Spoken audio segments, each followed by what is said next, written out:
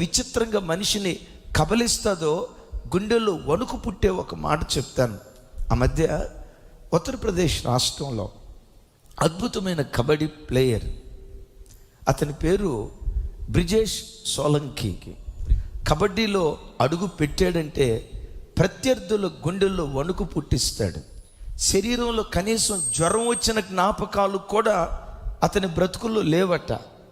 అంత ఆరోగ్యవంతుడు, అంత హుషారైన వాడు, అంత బలమైన వాడు, చక్కటి దేహదారుఢ్యం కలిగిన వాడు. ఇలాంటి వ్యక్తి ఒకరోజు అలా నడుచుకుంటూ వెళ్తూ ఉంటే ఓ చిన్నపాటి మురుగు కాలువలో చిన్న కుక్క పిల్ల పడి చావు బ్రతుకుల మధ్యలో కొట్టుమిట్టాడుతుందట. అయ్యో పాపం, ఇది చావు బ్రతుకుల మధ్యలో కొట్టుమిట్టాడుతుందని వెంటనే వంగి ఆ కుక్క పిల్లను బయటికి తీసి దానికి శుభ్రం చేస్తూ ఉన్నాడు. ఈ పరంపరలో కుక్క పిల్ల అప్రయత్నంగా ఏం చేసిందో తెలుసా? గోళ్లతో ఆయన గీరిందట. అలా గీరినప్పుడు చిన్నపాటి గాయం కలిగి కొంచెం రక్తం అలా బయటకు వచ్చింది. ఇది చిన్నది కదా, ఇది చిన్న కుక్క పిల్ల, ఈ గీత నన్నేం చేస్తుంది అని తన పని నిమిత్తం తాను వెళ్ళాడు. విచిత్రం తెలుసా? 3 నెలల లోపు శరీరంలో ఏదో మార్పు కలుగుతుంది. ఎలాంటి మార్పు తెలుసా? కుక్క నడిచినట్టుగా నడుస్తున్నాడంట. ఏంటిది? కుక్క నడిచినట్లుగా నేను నడవటం ఏంటి? అంతటితో ఆగల, కుక్కలాగా బౌ బౌ బౌ బౌ అని నడుస్తున్నాడట.